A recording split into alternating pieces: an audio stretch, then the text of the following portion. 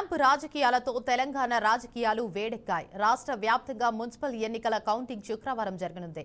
ఎన్నికల ఫలితాలపై తీవ్ర ఉత్కంఠ నెలకొంది. మరోవైపు గెలిచిన అభ్యర్థులు చేజారకుండా ప్రధాన రాజకీయ పార్టీలు అలర్ట్ అయ్యాయి. క్యాంపు పాలిటిక్స్ కు తెరలేపాయి. చైర్మన్, మేయర్ల ఎంపికపై పార్టీలు ప్రత్యేక వ్యూహాలు రచిస్తున్నాయి. అభ్యర్థులు చేజారిపోకుండా క్యాంపు పాలిటిక్స్ చేస్తున్నాయి.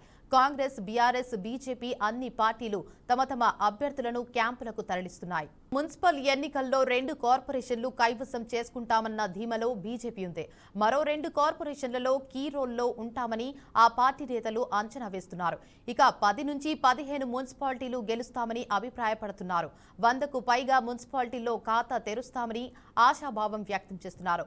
చాలా చోట్ల హంగ్ వస్తే కింగ్ మేకర్స్ అవుతామని అంచనాలు పెట్టుకున్నారు. ఇక అందుకే అభ్యర్థులను క్యాంప్కి తరలిస్తోందని హైకమాండ్. ఇక ఉమ్మడి ఆదిలాబాద్ కు చెందిన బీజేపీ అభ్యర్థులను మహారాష్ట్ర, ఛత్తీస్గఢ్ కు బస్సులు తరలిస్తున్నారు. అనేక స్థానాల్లో కింగ్ మేకర్ కానున్నామనే అంచనాలతో తమ అభ్యర్థులను క్యాంపునకు తరలిస్తోంది బీజేపీ.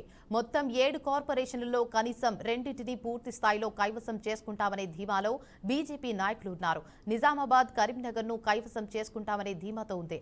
అదేవిధంగా మహబూబ్ నగర్, మంచిర్యాలలో మెరుగైన స్థానాలు దక్కించుకుని సింగిల్ లార్జెస్ట్ పార్టీగా అవతరిస్తామనే ధీమాతో ఉంది. ఇక ఈ నేపథ్యంలో ఆయా ప్రాంతాల్లో కార్పొరేట్లుగా పోటీ చేసిన అభ్యర్థులను క్యాంపులకు తరలించారు. అయితే అటు బీఆర్ఎస్ సైతం క్యాంప్ పాలిటిక్స్ షురూ చేసింది. తమ పార్టీ అభ్యర్థులు ఇతర పార్టీల ఆకర్షణకు చిక్కకుండా ఎత్తులు వేస్తోంది.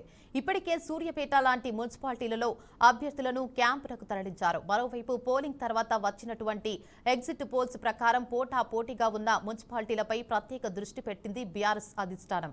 సూర్యాపేట మున్సిపాలిటీకి సంబంధించిన బీఆర్ఎస్ అభ్యర్థులు అందరినీ క్యాంపునకు తరలించారు. నిన్న రాత్రి 44 మందిని, ఇవాళ మరో 4గురిని క్యాంపునకు తరలించారు. మొత్తం 48 మందిని అభ్యర్థులు ఉన్నారు. ఇక వీరిలో 3 ఇండిపెండెంట్లు కూడా ఉండటం చర్చకు దారితీసింది.